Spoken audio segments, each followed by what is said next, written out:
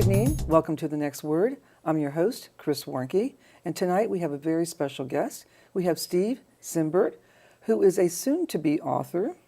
He is a ballroom competition dancer. He is the first Haitian to receive an Oxford academic degree, and he is now here in Washington, D.C. He lives his life by an author who once said from Haiti that chaos is the womb of light and love and life. And I can tell you tonight, you're going to be in for a big treat. Steve, what an inspiration you are. Thank you so much, Christine. Thank you really, for having me. And thank you for being here. Because you did come out of chaos. Yes. And I know your book is about finding hope out of chaos. Yes. You were a child growing up in Haiti. At the age of 18, the earthquake hit in 2010.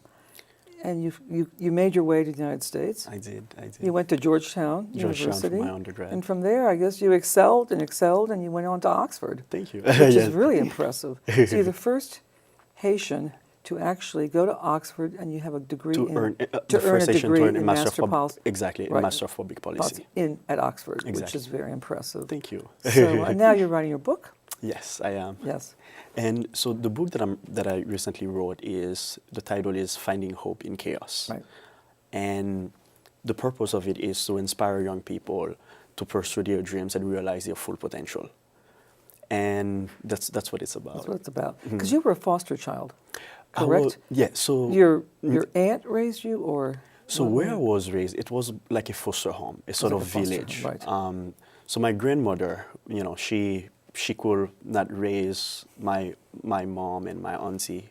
So from at the age of 3 years old, my grandmother let my mom, gave my mom pretty much to Big Mama. She was an incredible woman who was taking care of an entire village. So at 3 years old, my grandmother was living in that foster home or this village, and my mother was living there since she was 9 months. And my auntie was also living there since she was three days old. So all of us were raised in that village. We had about 40 children, and it was Amazing. Very amazing. A lot of young people there. But through that, and through the being around the young people, you also gained strength. You obviously were a special child. You were very gifted because you then, after the earthquake, you then decided that you had to leave, of course. But you were in the States before the earthquake, correct?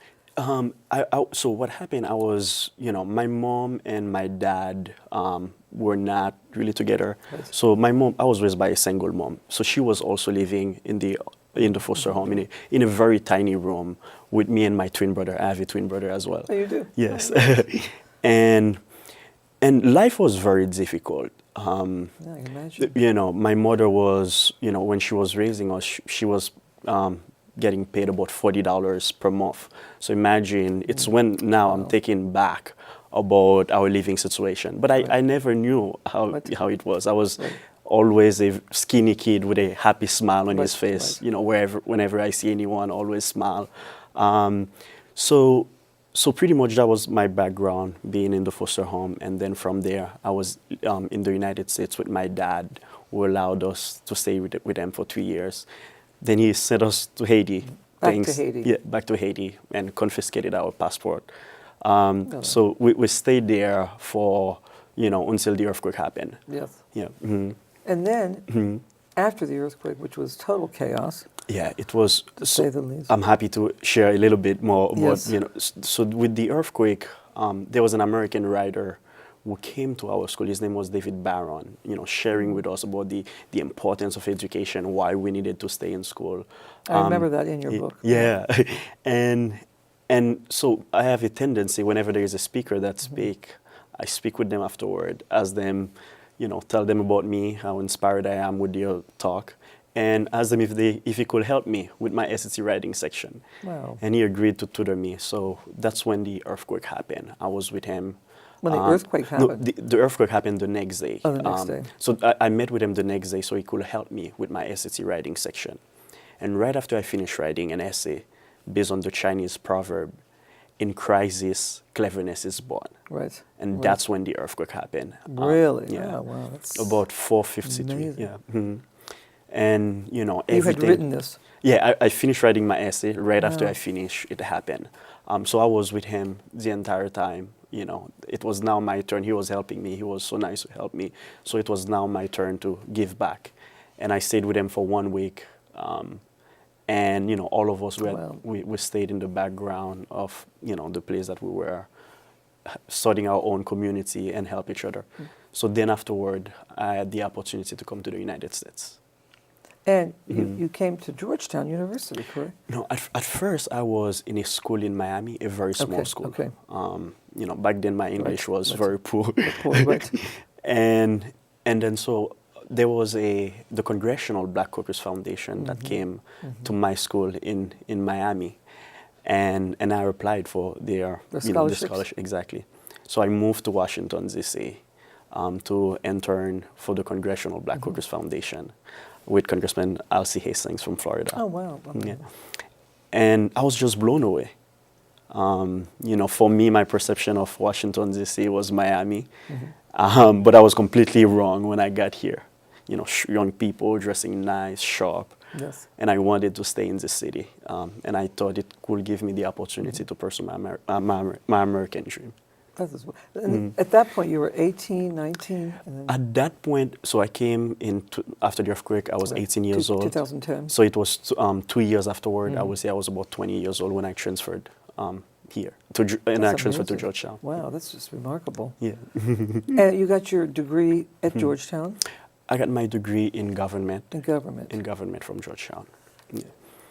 So, and Oxford is a very difficult, I mean, it's not, obviously the selection process is It was extremely difficult It for was anybody. yeah. It was a dream come true. Yeah, but You know, obviously you have talent and you know, the academic acumen and everything that goes with it, because otherwise it's very difficult. It was. Tell me about the process. I mean, The process is most people that receive their Master of Public Policy, they have a bit of, they were working for a few years, about 2 or 3 years. But for me, I was coming right after Georgetown. But, you know, because I was an independent child since I came to the United States, while I was in school, I was always doing something on the side, either working. So even when I was at Georgetown, I had the opportunity to intern for Senator Harry Reid when he was the majority leader. Wonderful. Yeah. Wow. And then, you know, I wanted to expand my horizon. And I had the opportunity to do a study abroad at Sciences Po Paris while interning at the French Ministry of Foreign Affairs, and also in Cape Town, South Africa. Wow. Oh my Yeah. God. Saw the world. Yeah. And then I think with these things, both I had enough credential in terms of my professional experience, and also I think my academic background was very strong. And I think all of that really gave me a chance to be accepted to Oxford University at the Blavatnik School of Government for my Master of Public Policy. Oh, that's terrific. So you were there 2 years? I was there for a year. A year, It was a right, 1 it's a year year, master. right. Right, a year program. Yes. And then you came back. And then I came back. I came back, that's when the election was happening. And things didn't work out as a lot of us expected. Right. And then from there, because I had interned in the House and the U.S. Senate, I thought it was a perfect time to give back to a country that has given me so much. And then from there, I was applying for positions in Congress. And the interesting part, even when I talk about chaos, it was incredibly difficult because, you know, one might think because you have an Oxford degree, things will come easy. Nothing in life comes easy. No. And then from there, I had the opportunity to work for Congressman Dwight Evans, who is a congressman from Philadelphia. Right. A wonderful man. Did the community here, the Haitian American community, is very active, as we all know. And did you engage with the community? And we have a very strong community. Very strong. It's very strong. And even for the embassy of Haiti is very close, not too far. Right. And whenever I get a chance, so for any events they're doing, I volunteer. And you know, I'm very blown away. They have a women association who is doing phenomenal work So whenever I have a chance to try to engage with them and work with them, I love to do that. Oh, they're it's a wonderful community, wonderful diaspora, you know. But do you think, you know, you moved in after 2010. What do you think it would be like today if you moved now, 2018? And you know, maybe I'm putting you on the. I think it's a difficult time, but you know, especially with recent comments that were made recently. Right. But the way that I try to think, or regardless of any chaos, I believe there is hope. Right. And regardless of the political climate, different things that happen, things can get better. And I think we have a responsibility to also try to do whatever difference we can make, and try to help with the process. For me, I know that I want to do public service. The reason is I'm very grateful for the opportunity I've been given, and I have a duty to pay it forward. And at times, instead of criticizing different systems, we have a duty to play a role in it and try to help make the system better. Right, it's wonderful. Most Americans, you know, they know about Haiti. Of course, we know about the earthquake and we know all the devastation. Is there something that you want the public to know that maybe they don't know about Haiti? You know, there's so many wonderful things about the country, the culture, you know, and the food, and I mean, it's just the food. The food. I think the food is probably the best in the world. That's what I kind of focus on. But also, we really have wonderful arts. You do. Yes, we have incredible arts. And distinctive arts. Yeah. And Haiti, as you know, was known as the Pearl of the Caribbean. We have wonderful beaches. And the people really are incredibly phenomenal. When you meet a Haitian, you will always see them with a smile in their face. Yes, it's true. It's true. And they are, you know, despite whatever that happens, they always have some hope that tomorrow will be better. And even if you look at the Haitian diaspora that lives in the United States, and a lot of them, they move, you know, mainly because of the political situation. Right. But if you look at your grandparents, your parents, most of them have hope that Haiti will be better and they will return home one day. Now, there is a Haitian American political figure in North Miami, or Miami, I know. So now we're starting to see, too, also, you know, more Haitian Americans running for office. Yes. I see you doing that one day. We hope you'll be doing that one day. But you know, I think you're seeing more of that, so that is, it's nice to... Thank you. Nice to see that, really. I mean, it's great to be involved in the process. And but we're going to stop for here. This is a good time because I want to talk to you about ballroom dancing. Perfect. It's a passion of mine. Then we'll come back and we'll pick up. Perfect. Thank you. You're watching The Next Word. We're going to take a short break, and we'll be right back. Hey, Mom. I got the job. You've got the job. Welcome aboard. I've got a job to do today. Have a good first day at work, Mom.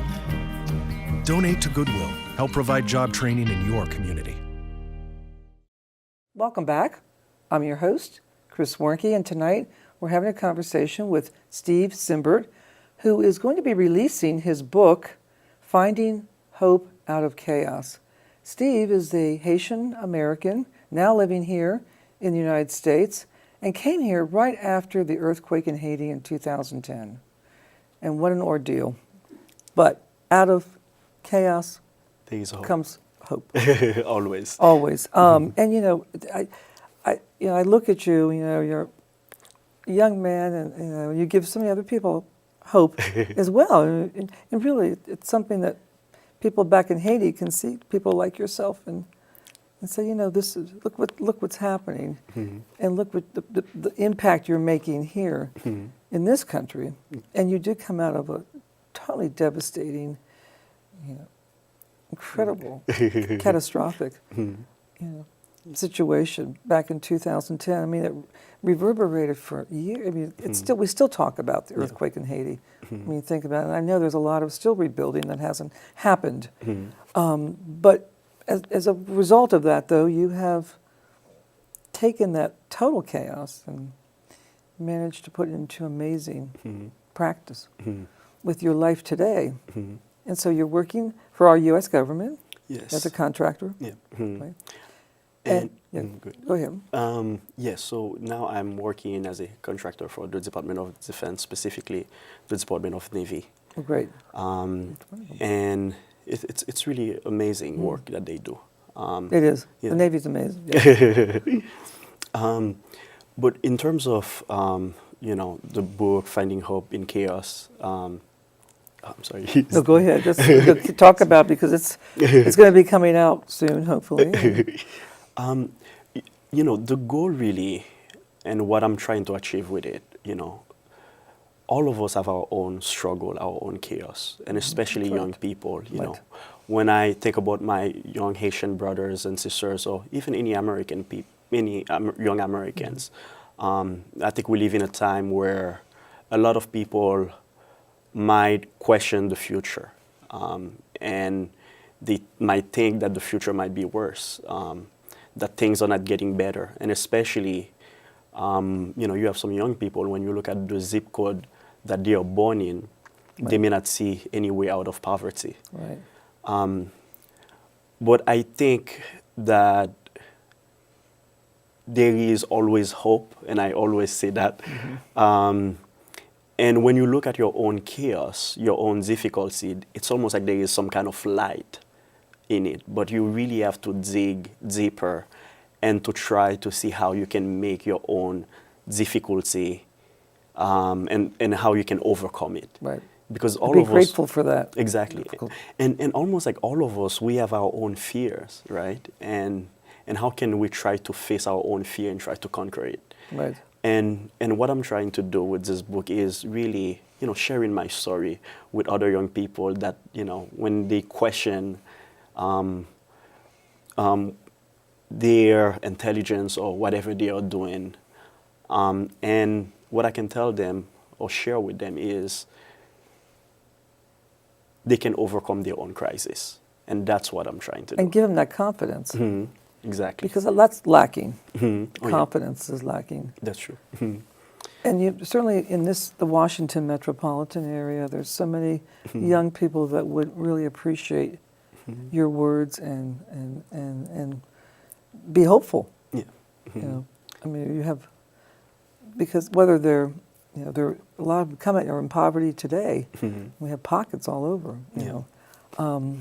And I do think one thing, especially when I came here, I didn't speak English at first. The first thing you had to learn the language. Right.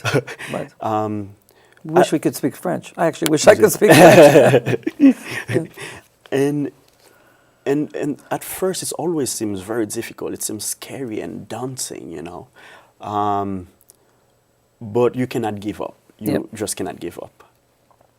And so speaking of, so we talked about dancing before. Yes. And that's a great expression of your personality and so much of a person. Really, I love to dance.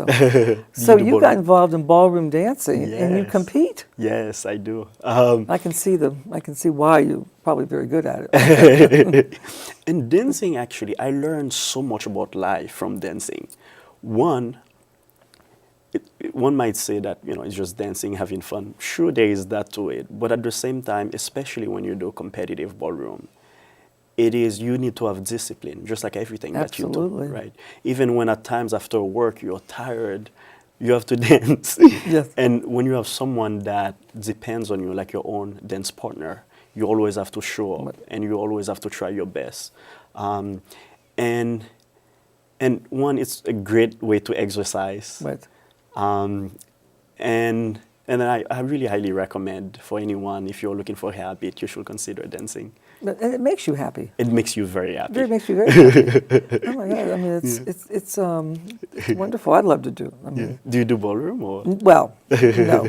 I could hopefully learn. But where do you practice? I still compete for Georgetown University. You do. Ballroom That's dancing. great. I love it. And where do you hold your competitions? And where? So what they have the competitions All basically over, right? all It's a around the huge country. industry, It's isn't a it? huge industry. And the Wow. people, they wear their beautiful dresses. The Really? ladies, the men wear their suit, you know, Oh my God. and they go and compete. There It's should be a beautiful. movie about this. Yeah. There was actually a movie in Japan that was, I remember, and this could, really, because it's sort of, people don't hear about it. Now they recently It's have not it's not passe. I mean, it's becoming more and more popular, isn't it? Exactly. It's really growing more and more. They have a new show on Netflix called Baby Ballroom. Oh, do they? Yes. That's some of the children, the dance. As young as 4 or 5 years Oh my old, God! you're I have to, competing. geez, I have to watch it. That must be great. It's fab. It's It must be fabulous. yes. So you've always had a passion for dancing and I've for. always, even in Haiti, Isn't that when I wonderful? was in That's Haiti, great. I was That's great. dancing for a bit, and you know, it's just really, it's a way, you know, at times you're working hard, and at times you want to disconnect from the world. Right, right, And when I dance, it makes me feel like I'm almost in heaven. right. Which is wonderful. And all I'm thinking about is I'm in the dance floor and I'm living my dreams. Right. But let's go back. But being a dancer, of course, I think diet makes a big difference too. Yes. You know, and the Haitians have a very interesting. What the diet seems to be good. The Haitians are they're they're thin and they're That's it's the basic diet is what beans, and you eat a lot of beans and I think they love natural food. Natural foods, yes. Beans, a bit of rice, but also I think they love to eat healthy. and they also have fish. I'm assuming, or other, And they love fish, yes, Yes. yeah. Mhm. which is, and so I can see. So really, the food is wonderful. I mean, It's amazing. Yeah, it's amazing. I love because it has that. It has the element of French, but also African. Exactly. And, and spice and. We love the spicy. Yes. And actually, the Haitian embassy, they always have incredible events in Washington, D.C. Yes, yeah, And do. they And love to many of share them, their yes. culture. Yes, they do. Yeah. No, they do. That's So going back though to the ballroom, when's your next competition? The next one will be in a month. I still Yes. have to get the final details. Yes. But we are working very, very hard, me and my partner. great. Hopefully get we made it. What do you do you have to work out every day? I used to, but because I How was do you do working, I was working on my book, and Yes. it's like at times you have to take a break from Right, different things. right. So I was focusing on that. So very soon I will be able to get back on dancing. Yes, it's amazing. I mean, and then you have your full-time job, and then Exactly. yeah, And you have to balance everything, right? yes, And then you have to stay focused on one side. You have your career. At the same time, you want to, at times we have our own passion, and for me, Right, it's right. ballroom dancing. So you want to Right. make time for it, and also, other things in life. absolutely. Do you speak at? I mean, do you ever be asked to speak in, at classrooms and schools around the community? Or, I mean, you would be a wonderful, inspiration to a lot of the young, Thank you. Sometimes when I have that opportunity, I always do it. And, I believe that, especially if you have something to share with the world, even though at times it might be challenging, a bit intimidating, but give it a try. Because someone would love to hear that word, and it could have an impact in their life. So whenever you have a chance to do that, I always do. How much of Haiti, by the way, has been rebuilt? I mean, how much do you feel like is it? It's not been rebuilt to where it was, let's say. But in different ways, it's been. You see other new buildings and new, developments. Is that true? I mean, I haven't. I went back last year, and I think for me, when I left Haiti, I left after an earthquake. Right. I think for me, in Yes, the it was back of just my one big mind, rubble. it was Yeah, something, Unbelievable. So when I went back, I see some improvement, but definitely they are not where they need to be. Right. Right. I think they really have a lot of work to do. But I do think it's really important to get the Haitian diaspora to be more involved. Because when you look at Haiti, almost 80% of the Haitian intellectuals are living abroad. Right. So it is important for them to play a part in the political process. Is it that high of a percentage? Yeah, I believe it's a very high percentage. Wow. Yes, and then I think for any rebuilding process to happen, you have to get the Haitian diaspora to be involved, and also even the international community, and Right. we have to work jointly Right. with the Haitian government and the Haitian people to see how we can help the country move forward. So Because now there was a you've been through a recent number prime of- minister and recently left, Right, so now there is right. a new one. And you've Quite a been bit. through several since 2008, actually. Yeah. there's been a change, quite significant. Maybe. No. So what I can say, it seems like there is a lot of different transitions. Sometimes you have have a president, but the way that the government works, they have prime ministers, and it seems like there is a bit of transitions. Transition, that's good. Yeah. That's positive. It's, I always wanted to go. Haiti, have you been? So tell me, like, if you had a name, like, I mean, it's the floor. Is it? I mean, the landscape. The food certainly. The art. The arts. The people for sure. They're very. For warm. anyone to go to Haiti, you know what I recommend. You don't simply have to stay in Port-au-Prince. You want to go also in the rural art and really experience the culture. You will see the most beautiful arts, and the food is the best. The food is and then really engage with the people. Try to understand their way of life, their culture. Yeah. But there's one thing though that I've heard: the traffic's very bad. Yes. Also the driving as well. Oh, the driving is bad too. Oh my God! Yes, I've heard the traffic is. It's. I thought Washington traffic is bad. I've heard the traffic in Port-au-Prince is quite. Yes, it's pretty bad. Challenging, right? To It's say the challenging. least. So whatever you do, whatever anybody does, they cannot get upset about getting from point A to point B. But this has been great, Steve. And I wish you the best with your book and your, in your endeavors. And we're all proud of you. It's just really remarkable what you've accomplished. Thank you so much, Christine. In such a short time, and through the adversity that that you've had to overcome. So you're an inspiration. Thank you. Thank you so much for having me. Oh yes, and we'll hear more about you, I know. Thank you. Thank you, Christine. You've been watching The Next Word. Thank you, and good night.